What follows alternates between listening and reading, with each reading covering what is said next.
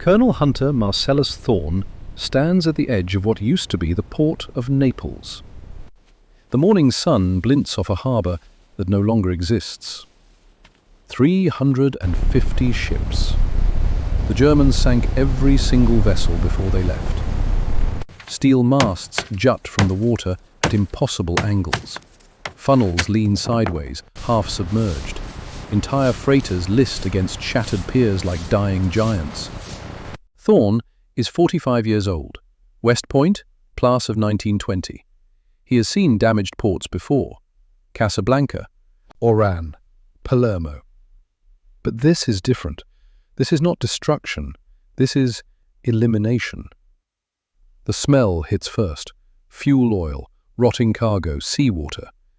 In the shallow water near the quays, smaller vessels lie scuttled. Tugs, barges, fishing boats. The water between them is black with oil and debris. Behind Thorne, Brigadier General Arthur Whitmore surveys the same scene in grim silence. Whitmore is 52, commander of the 6th Port Headquarters. He flew in from Algiers yesterday with orders from 5th Army Command. Get this port operational. Supply the advance on Rome. Do it fast. The 5th Army needs 7,000 tons of supplies per day just to maintain current positions. Without Naples, that becomes impossible.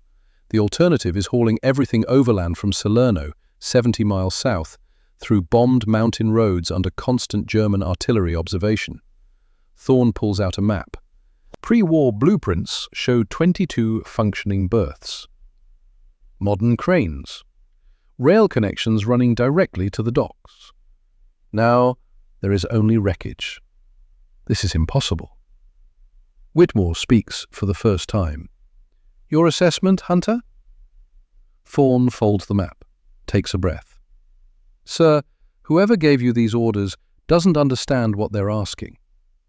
Whitmore nods slowly, not disagreeing. How long? Standard salvage operations. Best case. Thorne calculates. 350 wrecks. Specialized salvage vessels working from the harbour mouth inward. Days or weeks per ship. 6 months, minimum. We have 3 weeks. The words hang in the salt air between them. Thorne looks back at the steel graveyard. 3 weeks. Sir, I don't think you understand. I understand perfectly, Whitmore interrupts. The Salerno road is failing. German artillery has the range. We lost 11 trucks yesterday, 17 the day before. Every convoy is a shooting gallery. The 5th Army needs a working port. Not in 6 months. Now. Thorne says nothing. The general is right. The mission is impossible.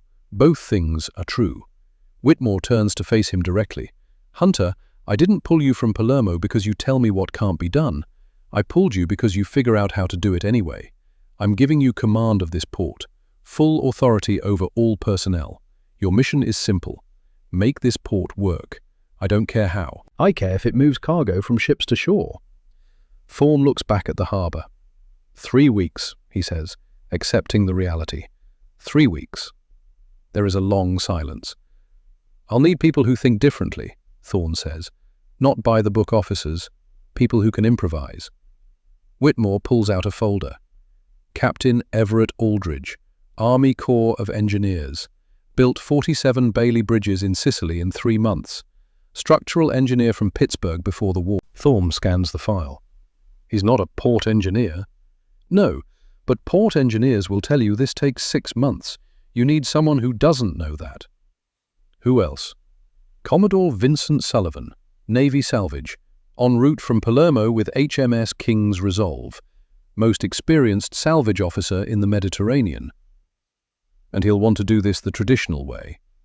Probably, but his ships and divers are the only chance you have of assessing what's down there. Thorne nods, the pieces forming in his mind. I'll need labour, thousands of men. The city is full of displaced civilians. You'll have access to military government resources. And materials, Bailey bridge components, concrete, timber, heavy equipment. You'll have priority on everything coming through Salerno. Until this port is operational, you're the only mission that matters. The weight settles on Thorne's shoulders. If he fails, men die. On the Salerno road. in the mountains. Everywhere the Fifth Army is trying to fight without adequate supplies. One more thing, Whitmore says. The British have started preliminary salvage. Royal Navy demolition teams blasting channels through the outer wrecks. They're telling me it could take a month just to create narrow access routes. A month to access the harbour mouth. Then what? I know. Thorne looks at the wreckage one more time. In the distance he can hear demolitions, the British teams at work. Methodical, professional, slow. I'll get you your port, sir. It is not confidence. It is commitment. Whitmore nods once, closes his briefcase. I'll be in Rome when you're done here, he pauses. Hunter. The Germans did this methodically. They calculated clearing this would require 6 months. They were certain they'd bought themselves that much time. Prove them wrong. Then he is gone. Thorne stands alone with the steel graveyard and an impossible deadline. He pulls out his notebook and begins to write. Before moving forward, Thorne needs to understand the destruction, not just what was destroyed, how, why. The story began September 12, 1943, when Allied forces pushed north from Salerno. German demolition teams executed what would become the most thorough port sabotage in military history. The operation was commanded by Oberst Klaus Richter, German army engineers, not infantrymen, specialists. Harbour engineers who understood ports intimately and understood exactly how to render them non-functional. They did not simply sink ships at random. They positioned each vessel with mathematical precision. Freighters scuttled broadside across main channels, smaller craft blocking secondary routes. The largest vessels positioned to create maximum obstruction while requiring maximum effort to remove. The timing of each scuttling was calculated to create compounding problems. Ships sunk first settled into positions that made clearing subsequent wrecks more difficult. The geometry of obstruction was maximized. But the demolition extended beyond sunken ships. German sappers destroyed every crane. 24 major lifting devices. They demolished the supports, severed the mechanical systems, placed delayed action explosives in the wreckage to kill Allied engineers attempting repairs. The railway system was systematically destroyed, rails torn up, marshalling yards cratered, locomotives driven into the harbour or blown apart. Every switching station demolished. The electrical grid was dismantled, substations destroyed, power lines cut, generators stripped for parts or blown up. The water supply infrastructure received equal attention. Pumping stations wrecked, water mains blown open, fire hydrants destroyed to ensure any fire would burn unchecked. And then there were the mines. The Germans mined everything. Crane foundations, warehouse supports, sewage systems, roadbeds. The port became a lethal mines. Anti-personnel mines scattered throughout dock areas, anti-tank mines blocking approaches, underwater obstacles creating barriers beneath the surface. By October 1st, 1943, when the last German troops withdrew, they left behind what they considered an impregnable barrier. Wehrmacht after-action reports estimated Allied engineers would need until April 1944 to restore even basic operations. The tonnage of sunken steel exceeded 500,000 tons, blocking what had been the busiest port in southern Italy. Thorne reads the intelligence reports in the makeshift headquarters. The Germans were thorough, professional. They executed their sabotage with precision and confidence. But Thorne is looking for what they assumed, because assumptions are where perfect plans fail. Captain Everett Aldridge arrives on the morning convoy from Salerno. He is 38, tall, thin, dark circles under his eyes. He has not slept properly in months. Thorne meets him at the motor pool. Captain Aldridge? Yes, sir. Aldridge salutes. Hunter Thorne. I'm told you built half of Sicily. A tired smile. 47 bridges, sir, not quite half. They walk toward the harbour. Thorne wants to see Aldridge's reaction. They reach the Molo Beverello pier. The steel graveyard spreads before them. Aldridge is quiet. Then he pulls out a notebook and begins sketching. Not the destruction, the geometry of it, The angles, the spacing between wrecks. What are you seeing? Thorne asks. Discipline. Whoever did this wasn't random. Look at the spacing. Those 3 freighters blocking the main channel are positioned precisely. Remove one and you still cannot pass. German engineering. German assumptions, Aldridge corrects. They assumed we would try to remove them, lift them, standard salvage procedure. And you're thinking we shouldn't? Aldridge does not answer immediately. He is focused on his sketch. Finally, he looks up. Sir, how many Bailey Bridge panels do we have available? The question seems random, but Thorne has learned to trust tangential thinking. Thousands. We use them extensively in Sicily, stockpiles in Palermo, more coming from North Africa. And concrete, rock, timber. Quarries operating inland, lumber from damaged buildings, concrete equipment in the convoy you came with. Aldridge nods, still calculating. Captain, what are you thinking? Aldridge turns to face him. Sir, I built 47 bridges over terrain that standard engineering said was impossible. We did it because we couldn't wait for perfect conditions. We had to work with what was there. He gestures at the sunken ships. These aren't obstacles, sir. They're foundations. Thorne feels something shift. Explain. A sunken freighter, properly stabilized, is an underwater platform. If we can build a roadway to it and across it, we can use its deck as a pier. If we can bridge between multiple wrecks, we can create an entire network of improvised berths without moving a single ship. The idea is radical, but Thorne is not interested in traditional solutions. Can it be done? Bailey panels support 9 tons per square foot when properly configured.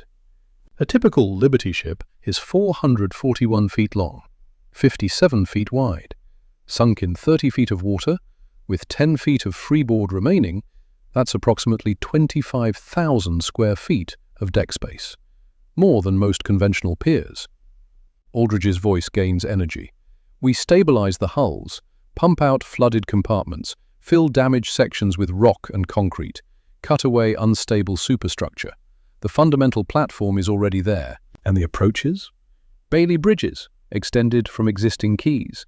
We use rock fill and salvaged rubble for supports, drive pilings for stability, standard bridge construction adapted for marine environment.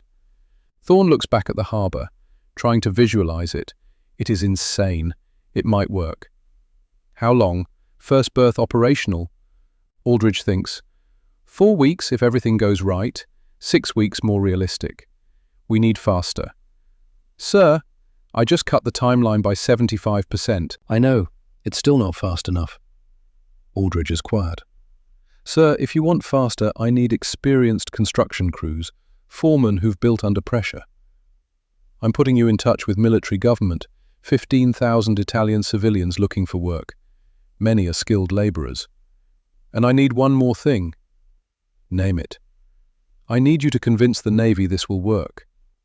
As if summoned, ship engines sound in the distance. 3 vessels approaching from the south. HMS King's Resolve. Commodore Vincent Sullivan has arrived. Commodore Vincent Sullivan is 51 years old, with 32 years in the Navy. He has salvaged vessels in the Caribbean, North Atlantic, Mediterranean. He knows salvage doctrine like scripture, and he knows what Captain Aldridge is proposing is wrong.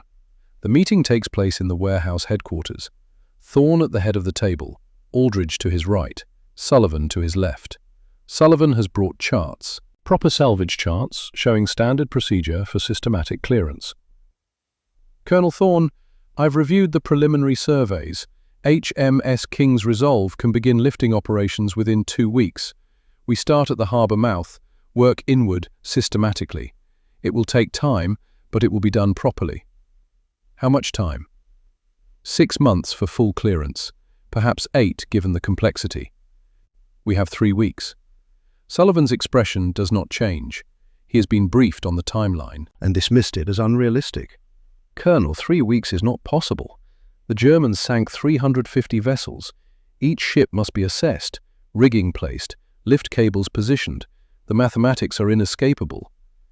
Aldridge leans forward. Commodore, what if we don't lift them? Sullivan turns to look at him. Professional incredulity. Captain, I'm not sure I understand. What if we use the wrecks where they are, stabilize them, build on top of them, turn them into piers instead of obstacles? The silence is profound. Sullivan's face goes through several expressions: confusion, comprehension, disbelief. You're proposing to build harbour infrastructure on sunken vessels? Yes, sir. That violates every principle of port engineering. Yes, sir. The structural integrity would be questionable, the stability unpredictable, the safety margins non-existent by any reasonable standard. Yes, sir. Sullivan sits back, shakes his head. Captain Aldridge, this isn't innovation, this is recklessness. Men will die if those structures fail. Ships could be lost. You're gambling with lives on a method never tested at this scale. Thorne has been waiting for the right moment. Vincent. Sullivan turns. Hunter, surely you're not considering this. I am. It's madness. It's necessity. Sullivan's jaw tightens. He looks at his charts. 30 years of accumulated knowledge. Doctrine exists for reasons. We follow it because it works, because it's safe, because it's been proven through decades of naval engineering. I know. Then you understand what Aldridge is proposing is fundamentally unsound. Thorne pauses. Vincent, men are dying on the Salerno Road every day. 11 trucks yesterday, 17 the day before. The Fifth Army is fighting with inadequate ammunition, fuel, supplies. They don't need safe doctrine 6 months from now. They need cargo moving today. And if Aldridge's piers collapse, you'll have accomplished nothing. Aldridge responds quietly. Commodore, I built 47 Bailey bridges in Sicily. Some carried 40-ton tanks across rivers standard engineering said were unbridgeable. Bailey panels are rated 9 tons per square foot. A stabilized freighter deck can support that. The mathematics work. Mathematics on paper, not in an active harbor with wave action and tidal stress. Then let me prove it. Give me 2 weeks. 1 wreck. If it fails, we go back to your method. Sullivan looks at Thorne, the question unspoken. Are you authorizing this?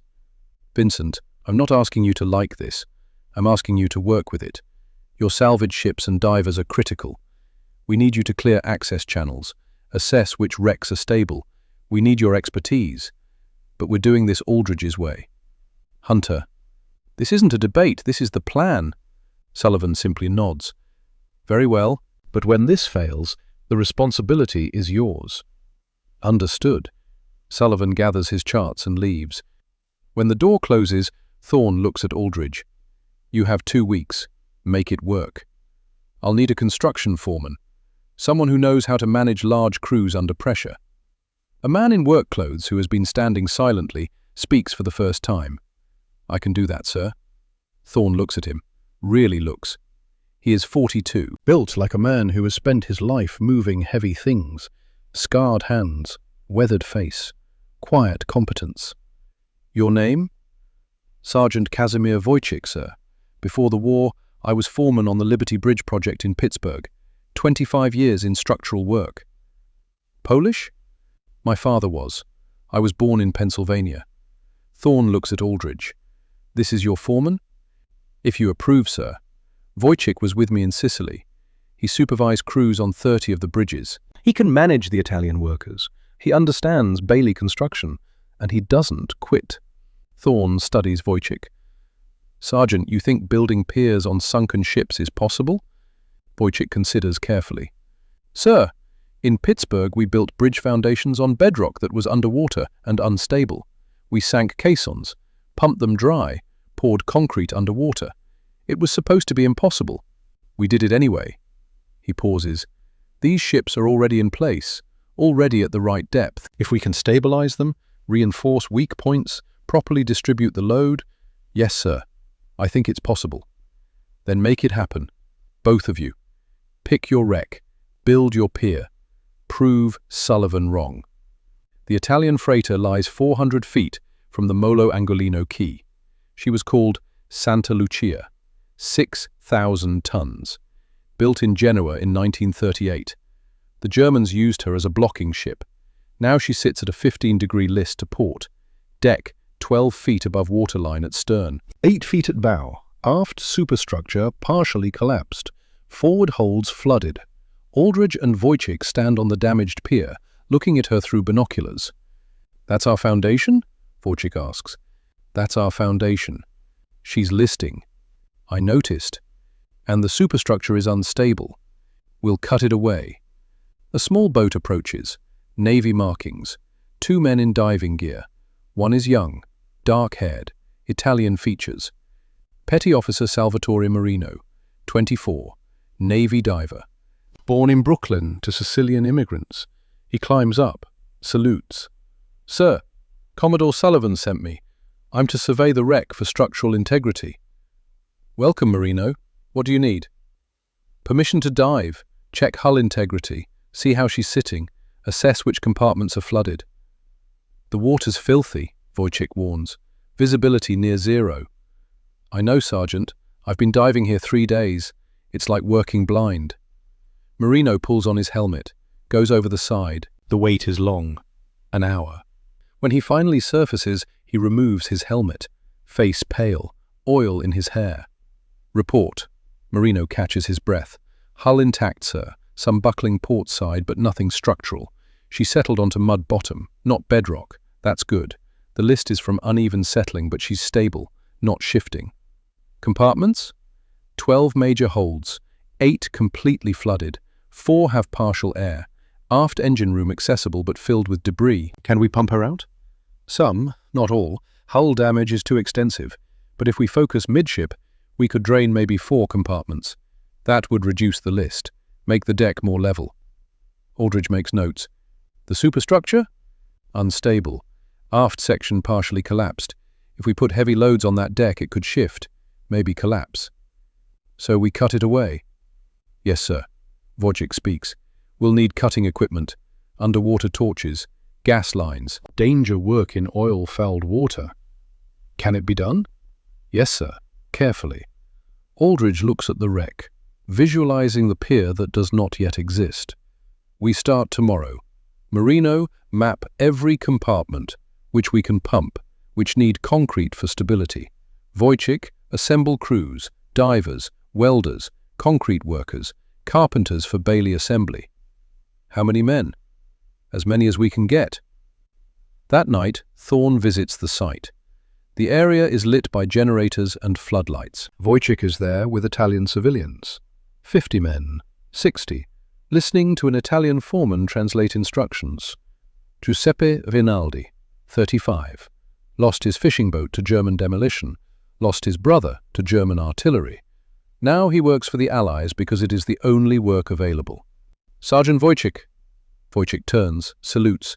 "Sir, organizing work crews, 3 shifts, 24-hour operations. Captain Aldridge wants pumping to start at first light." "How are the Italians?" "Good workers, skilled, but asking questions." "What kind?" "They want to know if this will actually work, if we're building something real or just busy work." Thorne walks to Rinaldi. "Giuseppe." "Colonel," accent but clear, "your men have questions." "Yes, Colonel. This work, building on sunken ships, is this real?" Thorne considers honesty. "Giuseppe, I don't know if this will work. Captain Aldridge believes it will. Sergeant Wojciech believes it will. I believe it's our best chance. But I can't promise success. What I can promise is every man will be paid, fed, and if we succeed, this city will have a working port. Ships will bring food, medicine. Your families won't starve this winter." Rinaldi translates. The workers listen. Then Rinaldi speaks. "Colonel, the Germans destroyed our city, took everything. If there's a chance to take it back, even small chance, my men will work. Hard, fast. We will believe until you tell us to stop." Something shifts in Thorne's chest. Responsibility. These men are trusting him with their hope. "Then we build." Rinaldi smiles, turns to his men, says something in Italian. The workers begin moving, organizing, preparing. Wojciech steps beside Thorne. "They believe in you, sir. They believe in feeding their families." "No, sir. It's more than that. These people have been through hell. They could have given up. They're choosing to fight back. That's not about money. That's about dignity." Thorne watches them organize tools, check equipment. "Make sure they're right to believe, Sergeant." "Yes, sir. We will." 12 days of continuous work. Marino and his dive team have pumped out 4 compartments, the list reduced from 15 degrees to 8. Wojciech's crews cut away unstable superstructure, concrete poured into damaged holds, Bailey panels assembled on the pier, the approach structure taking shape. In another week, maybe 2, they will be ready for first test. Then Marino finds the mine. He is working compartment 7, forward hold starboard side. Last compartment to check. He is alone, working by touch. Underwater visibility measured in inches. His hands move across the bulkhead, feeling for damage. Then his fingers touch something wrong. Metal, not part of the ship. A cylinder, 18 inches diameter, attached with mounting brackets. Marino's blood goes cold. He traces it carefully. Mechanical housing on one end, wires leading into the bulkhead, and something else, a glass vial, small, set into the housing. Chemical delay fuse. Germans planted it weeks ago, set to detonate long after they left, long after guards would be relaxed. Marino surfaces calmly, does not want to panic. But when he removes his helmet, his hands shake. "Get me Captain Aldridge, now!" 20 minutes later, Thorne, Aldridge and Wojciech stand on the pier. Marino is still in his wetsuit, still pale. "Talk me through it," Aldridge says. "German mine, mounted on bulkhead compartment 7, chemical delay fuse. I could feel the glass vial, partially dissolved." "Meaning?" "It could detonate any time, hours, days." Thorne's mind races. If it detonates, that entire section blows. The ship floods, possibly breaks apart. 12 days of work destroyed. Worse, the explosion might trigger secondary collapses in nearby wrecks. Can we disarm it? Need a bomb disposal specialist, someone who knows German ordnance. Even then, working underwater, zero visibility on a chemical fuse already activated, extremely dangerous. How dangerous? Marino does not answer immediately. "Sir, one mistake, one wrong movement, the mine detonates. Everything within 100 feet is gone, including the man." Wojciech swears under his breath. Aldridge is thinking, "We could evacuate, abandon it, choose another ship. That loses 2 weeks, all the survey work, stabilization, pumping, starting from zero. Better than dying, sir." Thorne knows he is right, but 2 weeks is time they do not have. "Is there anyone who can do this? Any bomb disposal specialist?" "Lieutenant James Dawson," Wojciech says. "Army engineers, in Naples clearing German booby traps.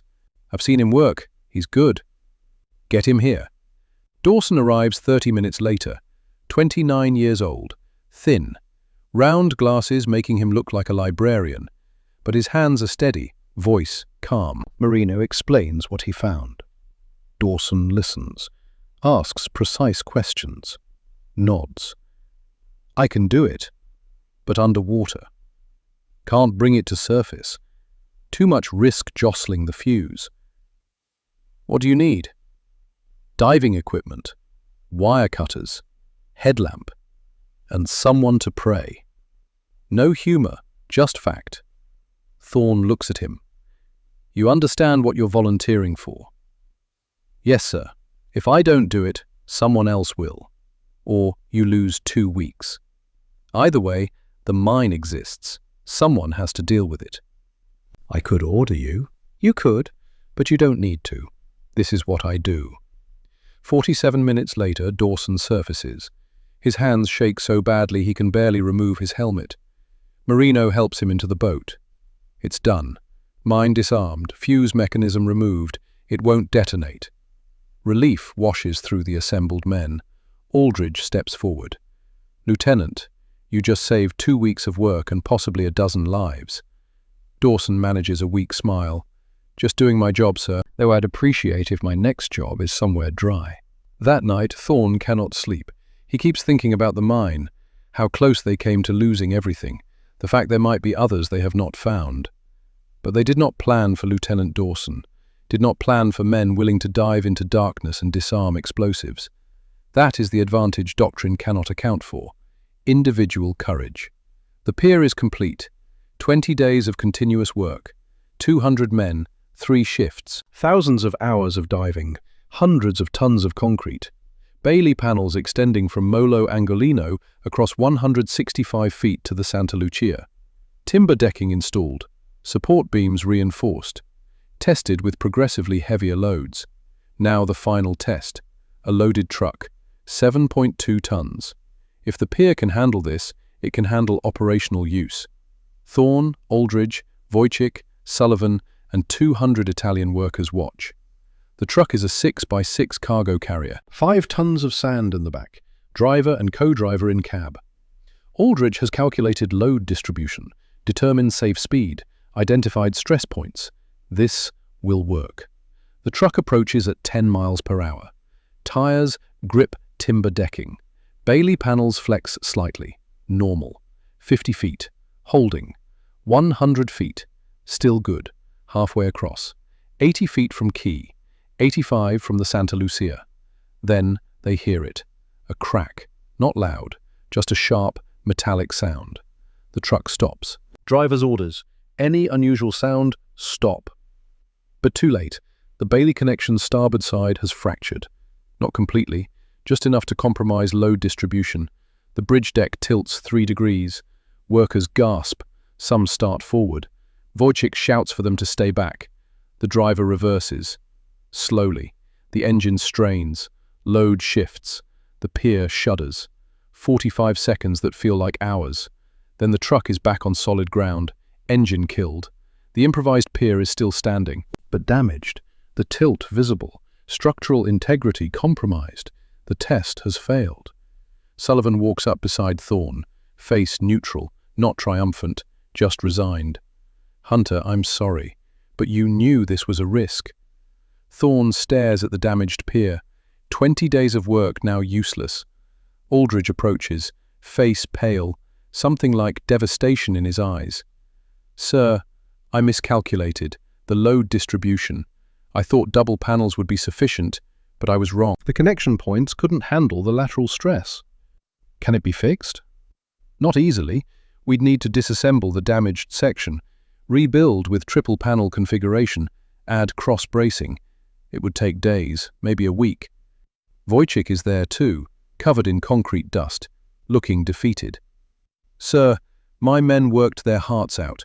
20 days, barely sleeping, believing, and now... He does not finish. Thorne looks at them, at Sullivan standing silently, at the Italian workers, faces filled with disappointment, at the damaged pier that was supposed to prove the impossible was possible. Captain Aldridge, how many Bailey panels do we have left? About 40% of original stock. We use the rest on this structure. And if we rebuild with triple configuration, will it work? Aldridge hesitates, the confidence gone. Sir, I thought double panels would work. I was wrong. I can't promise. Will it work? Aldridge straightens, looks Thorne in the eye. Yes, sir. Triple panels with proper cross-bracing will distribute the load correctly. I stake my career on it. You already did. Not unkindly, just fact. He turns to Wojcik. Sergeant, how long to disassemble and rebuild? Around the clock. 6 days. Maybe 5 if everything goes perfectly. 6 days. Added to 20 already spent. Almost a month total. And they still do not have a functioning pier. Sullivan speaks quietly. Hunter, this isn't defeat. This is data. You tried something innovative. It didn't work. Now we know. We can proceed with traditional salvage. No, Sullivan stops. We rebuild, reinforce, test again. You don't have time. Then we work faster. Thorne turns to address the assembled workers. Gentlemen, today we learned something valuable. We learned what doesn't work.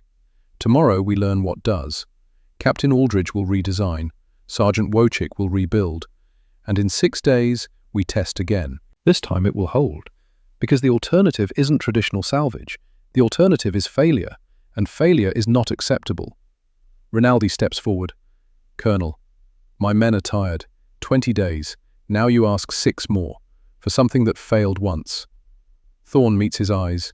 I do, Giuseppe. I'm asking for 6 more days, and asking you to believe again, even though we gave you reason not to. Rinaldi is quiet, then turns to his men, speaks in Italian.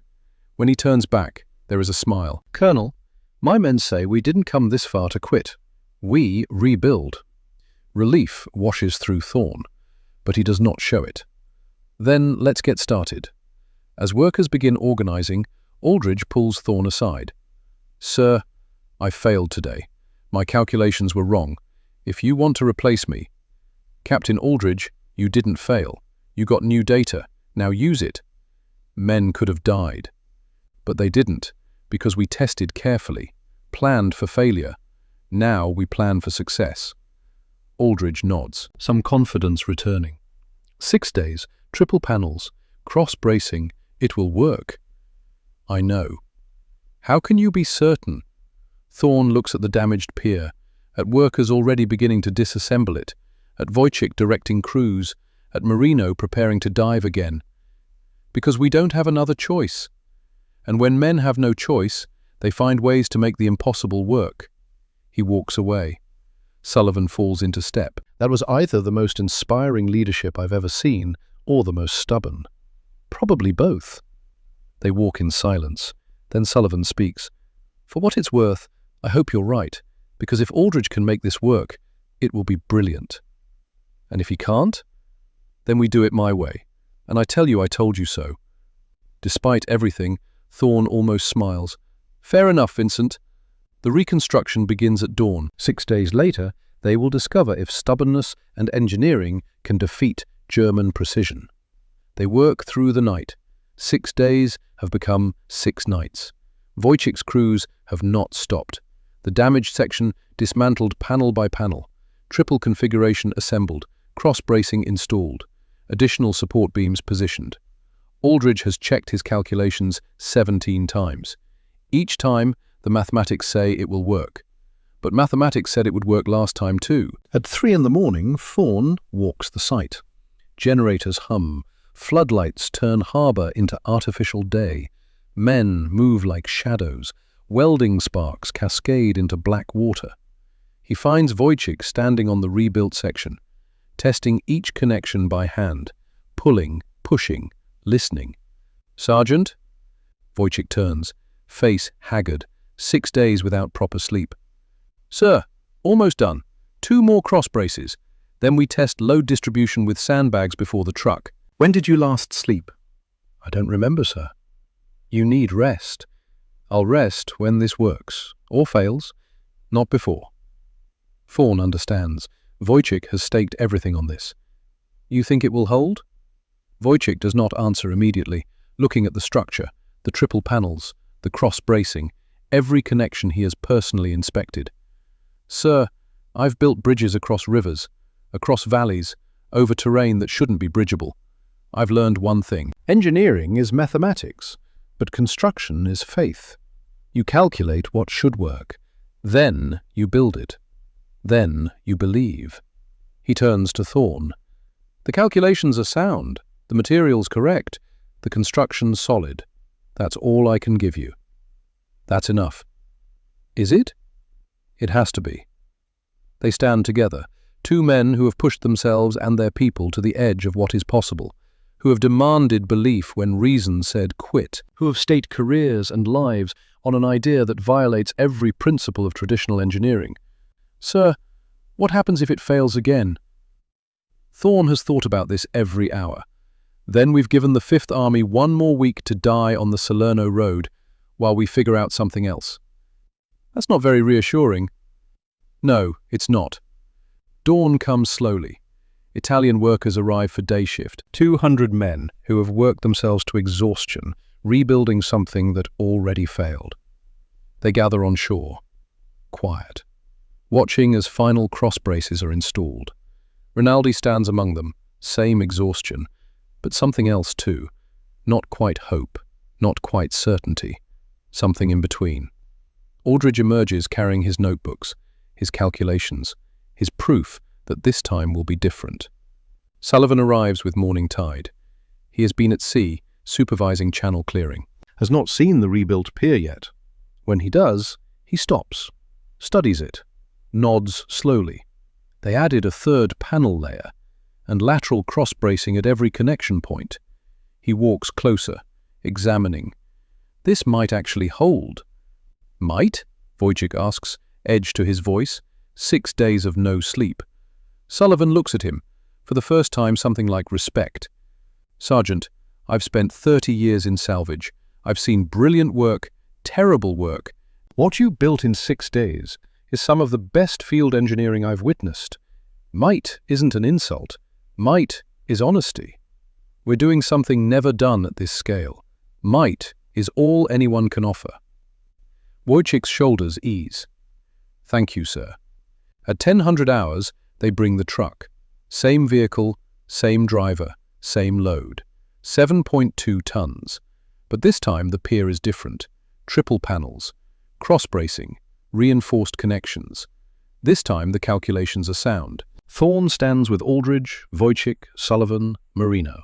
Behind them, 200 Italian workers, every man who worked on this project. The driver looks at Thorne. Sir, if you want someone else... No, you know the vehicle. You know the feel. If something goes wrong, I trust you to stop it. The driver nods, climbs in, starts the engine. The truck approaches at 10 miles per hour. Tires grip timber. 50 feet. Structure flexes slightly. Normal. Expected. 100 feet. Still holding. Halfway. Where it failed before. Where the connection cracked. The truck crosses it. No crack. No tilt. Just steady flex of Bailey panels doing what they were designed to do. 130 feet. Still good. 150. The truck reaches the Santa Lucia deck, drives onto the stabilized freighter, turns, drives back. The entire crossing, both ways, without failure. The silence breaks. The Italian workers erupt, not cheering, something deeper. Relief and vindication and joy mixed together. Men embrace. Some are crying, not from sadness, from release of 6 days of tension. Wojciech's knees buckle. Aldridge catches him. Easy, Sergeant. It worked. It actually worked. Yes, it did. Sullivan walks forward, extends his hand to Aldridge. Captain, I was wrong. You've proven something today I didn't think was possible. Aldridge shakes it. Commodore, I couldn't have done it without your divers, without your expertise on which wrecks were stable. Perhaps, but the idea was yours. The courage to try after it failed was yours. I've built my career on following doctrine. You just showed me sometimes doctrine needs rewriting. That's a hard lesson for an old sailor, but it's a good one. Thorne watches. Watches adversaries become allies. Watches the impossible become real. Then he walks to where Rinaldi stands. Giuseppe. Colonel. Eyes wet. We did it. We built something. You built something. Your men, your labor, your belief. You gave us reason to believe. You gave yourselves reason, by working when it seemed hopeless, by trusting when trust seemed foolish. Thorne raises his voice so all workers can hear. Rinaldi translates. Gentlemen, today you proved German precision isn't invincible, that Allied improvisation isn't inferior. You proved when men work together toward a common goal, when they refuse to accept failure, when they adapt and overcome, they can achieve what should be impossible. 3 days from now, the first Liberty ship will moor alongside this pier. She'll unload 9,000 tons of cargo that will feed the Fifth Army, fuel their vehicles, give them ammunition to continue the advance. Every bullet they fire, every mile they gain, will exist because you built this pier. Thank you. The workers listen. Understanding what they built is more than steel and timber. It is hope made tangible. Rinaldi translates, then speaks his own words in Italian. When he finishes, workers disperse, back to homes, families, rest. But they walk differently, not with exhaustion of the defeated, with pride of the victorious. Rinaldi approaches Thorne as the celebration continues, eyes wet but smile genuine. Colonel, when you first came, my men didn't believe. When it failed, they wanted to quit. But you gave us reason to keep trying. You gave us back our dignity. Thorne clasps the foreman's shoulder. Giuseppe, you and your men built this, not me, Not the army, you. Remember that when this war is over. Remember what you accomplished when everything seemed lost. Wojciech stands apart from celebration, watching the pier, the structure he rebuilt after failure, after 6 days of no sleep and constant doubt. Aldridge walks over. Casimir, you should be celebrating. I am, sir, in my own way. By staring at Bailey panels? Wojciech smiles slightly. Captain, I've built a lot of things in 25 years. Bridges, buildings, foundations. But this is the one I'll tell my grandchildren about. The one that shouldn't have worked. The one we built anyway. Because we had to. No, sir, because we refused to quit. The Liberty ship approaches at dawn. SS Resolute, 441 feet long, 57 feet wide, displacing 14,000 tons fully loaded. She carries 9,000 tons of cargo, ammunition, fuel, food, medical supplies, everything the Fifth Army needs. Captain Robert Keller stands on his bridge watching the harbour.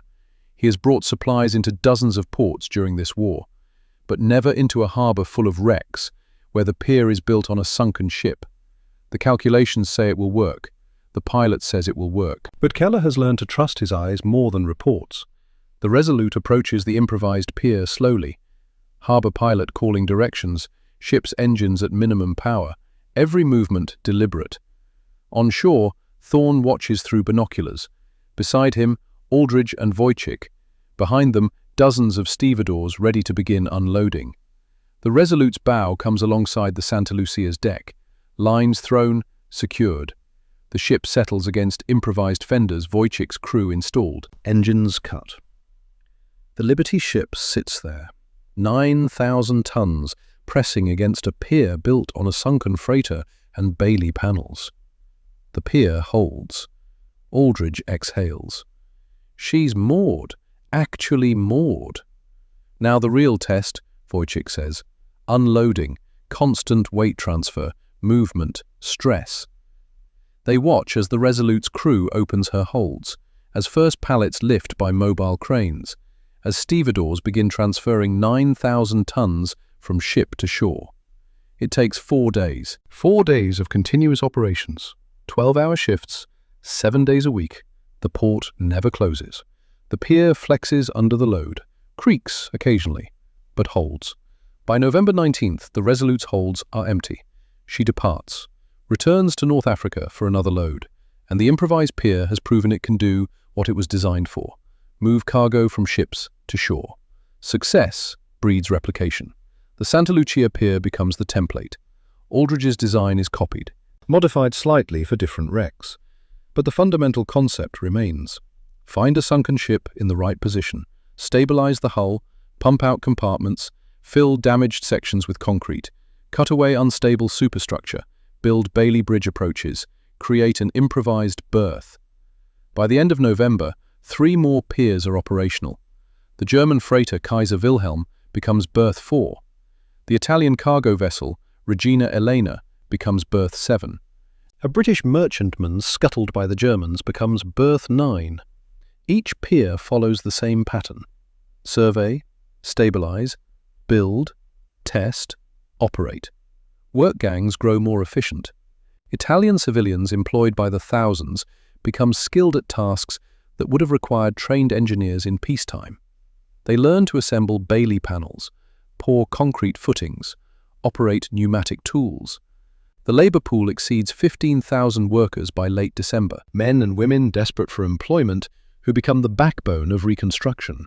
Thorne's headquarters expands. More staff, more planning, more coordination.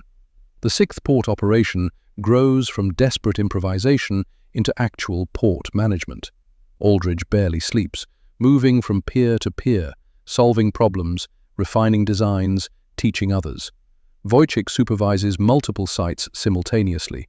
His reputation spreads.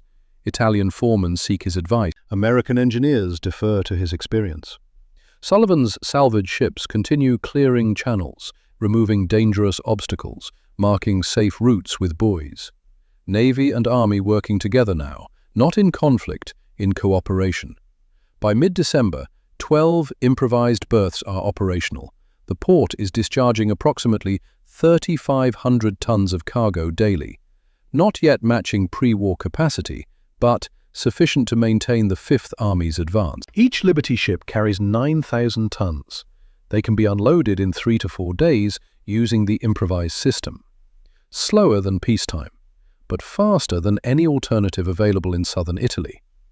The statistics tell the story. November, 40,000 tons discharged. December, 95,000 tons. January 1944, 135,000 tons. The numbers climb, the supply line strengthens, the Fifth Army advances. And somewhere north of Naples, German observers watch through binoculars and cannot understand what they are seeing. The radio intercept comes through Allied signals intelligence on January 8th. A transmission from German forward observation posts to Wehrmacht headquarters, encrypted, but the Allies have broken the cipher. The translation is brief and revealing. Allied ships unloading at Naples harbour, multiple berths operational, assessment requested. The response from headquarters is equally brief. Confirm report, Naples harbour was completely destroyed. Confirmed, visual observation, ships mooring alongside improvised structures, cargo being discharged. There is a pause, then a different voice, higher authority. Describe structures. Appear to be bridgework built on top of sunken vessels, Bailey Bridge components visible, timber decking, mobile cranes, not standard harbour infrastructure. Another pause, longer. Sie bauen auf unseren Wracks. They are building on our wrecks. 15 miles north of Naples, Oberst Klaus Richter lowers his binoculars. He has been watching the harbour for 3 days, trying to understand what he is seeing, trying to reconcile it with what should be impossible. They are building on the wrecks, on his wrecks, the ships he positioned with mathematical precision to create maximum obstruction. The Americans looked at his perfect sabotage and saw opportunity. A younger officer approaches. Herr Oberst, should we report this to Berlin? Richter continues looking through binoculars. At the improvised piers, at Liberty ships mooring alongside sunken freighters, at cargo moving from ship to shore across Bailey bridges built on top of destruction. No, they wouldn't believe it anyway. There is something like respect in his voice, grudging, unwilling, but real. The Americans are insane. No, Richter says, they're practical. And in war, practical defeats perfect every time. Thorne reads the intercept in his office, allows himself a brief smile, the first real smile in months. Oberst Richter had executed perfect sabotage based on the assumption the Allies would respond conventionally, would attempt to lift the wrecks, would follow standard salvage procedure, would need 6 months. Those assumptions were sound, based on established doctrine, based on how every navy had approached similar problems for centuries. What Richter had not anticipated was that the Americans would refuse to play by those rules, would look at destruction and see opportunity instead of obstacle, would build on the wrecks instead of removing them. German perfection had met American pragmatism. Pragmatism won. The mountain has been rumbling for days. Mount Vesuvius, 11 miles southeast of Naples, dormant for decades, suddenly active. The eruption begins at 1630 hours. Volcanic ash rises into the sky, a column of smoke and debris visible for 50 miles. The wind carries it northwest, directly over Naples.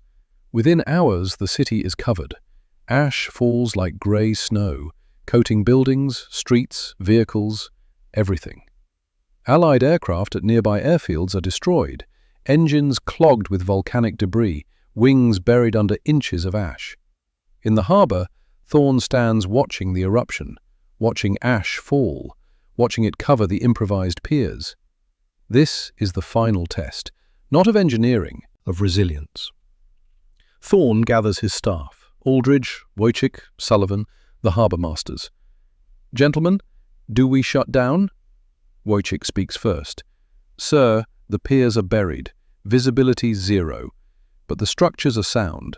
If we can clear the ash as it falls, if we can keep machinery running, the men will be working blind, Sullivan says. It's dangerous. Men at the front are dying, Thorne counters.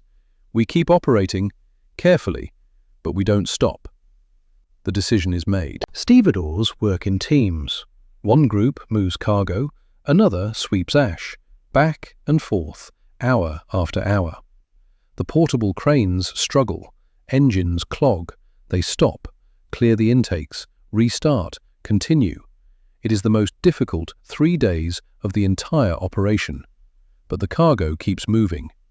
At 1800 hours, a Liberty ship scheduled to dock proceeds anyway, navigating by instruments and harbour pilot expertise, mooring alongside berth 4 despite the ashfall. Stevedores work in masks, covered in ash, moving cargo by feel as much as sight. The cranes continue operating. The Bailey Bridge structures continue holding. The eruption continues for 3 days. When it finally stops, when the ash settles, when the air clears, Thorne surveys the damage. The piers are covered, buried under 2 inches of volcanic ash, but they are standing, operational, undamaged. Cargo operations resume within hours. Sullivan finds Thorne standing on the Molo Angolino Quay, looking at ash-covered piers, at the Liberty ship still moored, despite nature's attempt at interference. "Hunter, do you realize what you've built here?" Piers, improvised, ungainly, but functional. "No, you built proof that American engineering isn't about perfection, it's about adaptation. The Germans built for ideal conditions. You built for chaos. Chaos came. You were ready." Thorne considers this. "The Germans assumed we'd fight on their terms, follow their rules, accept their timeline. And you refused." "Not just me.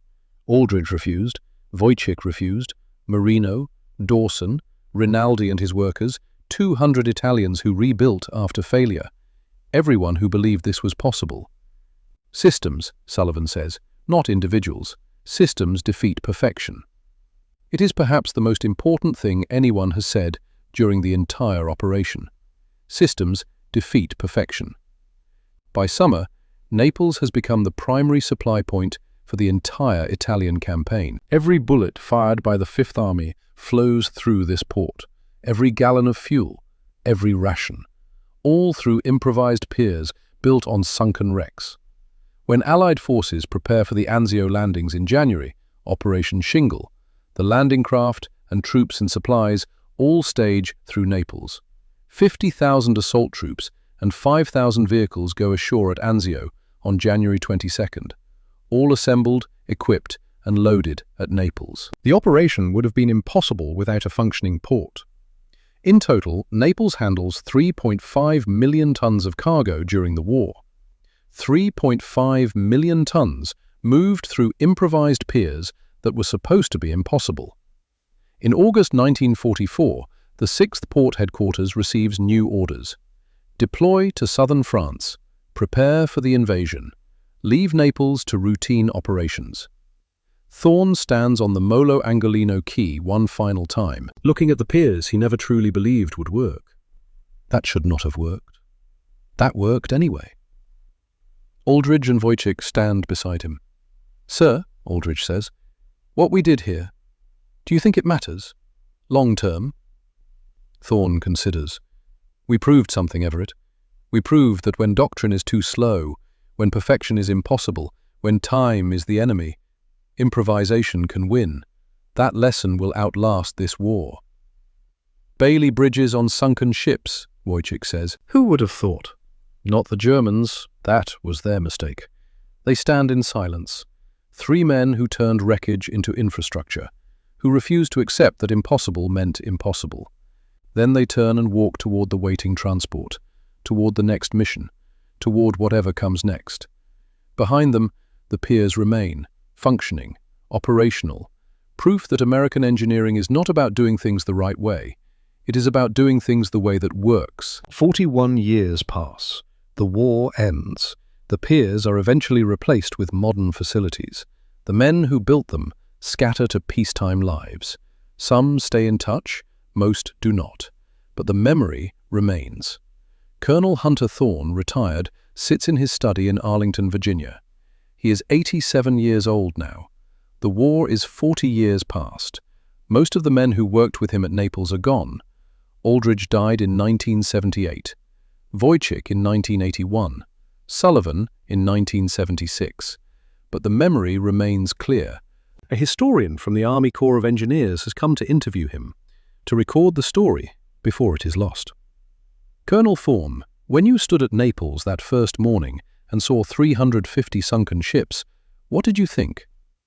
Thorne is quiet, remembering the smell of oil, the steel graveyard, the impossible timeline. I thought it was impossible, but you did it anyway. We did it anyway, not because we were brilliant, because we had no choice, and because we were willing to fail. Fail? The first test failed. The pier cracked. We could have quit then, could have said, we tried, it doesn't work, let's do it the traditional way. But quitting meant accepting 6 months, meant accepting that men would die waiting. So we rebuilt. We tried again. What made you think it would work the second time? Thorne smiles slightly. I didn't know it would work. I believed it should work. There's a difference. Knowledge is certainty. Belief is choosing to act despite uncertainty. The Germans knew their sabotage would delay us 6 months. They were certain. We believed we could do it faster. Belief won. What lesson did you learn at Naples that you carried with you? Thorne considers this carefully. It is the most important question. I learned that perfect solutions implemented slowly are often worse than adequate solutions implemented immediately. The Germans created perfect destruction, methodical, scientific, thorough, but their perfection assumed we'd respond predictably. When we responded unpredictably, their perfection became irrelevant. He pauses. I learned that systems matter more than individuals. Aldridge was brilliant, Wojcik was skilled, but neither could have succeeded alone. It was the system we built, Army and Navy working together, American engineers and Italian workers, officers and sergeants and civilians. That system was stronger than any individual genius. Do you think the Germans respected what you accomplished? I think they were shocked. Their after-action reports expected 6 months. They got 1 week for initial operations, 6 weeks for substantial capacity. That violated everything they knew about harbor engineering. But respect? Yes, I think eventually they respected it. Not the engineering necessarily, the audacity. The historian makes notes, then asks one final question. Colonel, if you could go back to that morning on October 2nd, 1943, knowing what you know now, would you do anything differently? Thorne thinks about this, about the stress, the failures, the uncertainty, the nights without sleep, the weight of responsibility for thousands of lives. No, I wouldn't change anything, because what we did at Naples proved something important, proved that American strength isn't in perfection, it's in adaptation. We don't build the best solution, we build the solution that works right now. Then we improve it, then we build it again, better. He looks directly at the historian. The Germans thought they'd bought 6 months, they bought 6 weeks. Not because our engineering was superior, because our thinking was different. That's the lesson. Perfection is the enemy of good enough. And in war, good enough right now beats perfect someday. The interview ends. The historian leaves. Thorne sits in his study, surrounded by memories, photos, citations, the Legion of Merit he received for Naples, the Distinguished Service Medal from later operations. But what he remembers most clearly is not the decorations. It is the moment when the truck crossed the rebuilt pier successfully, when the impossible became real, when systems defeated perfection. That moment mattered, not because it was elegant, not because it was beautiful, but because it worked. And in the end, that is all that mattered. The piers of Naples operated until 1945. Some components remained in use until 1952. Long after the war ended, long after they were supposed to be temporary, because temporary solutions, when properly built, can last longer than permanent solutions that never get started. That is the lesson of Naples. That is what Colonel Hunter Thorne and Captain Everett Aldridge and Sergeant Casimir Wojcik proved on November 12, 1943. Systems defeat perfection. Adaptation beats precision. Good enough now wins over perfect someday. Every time.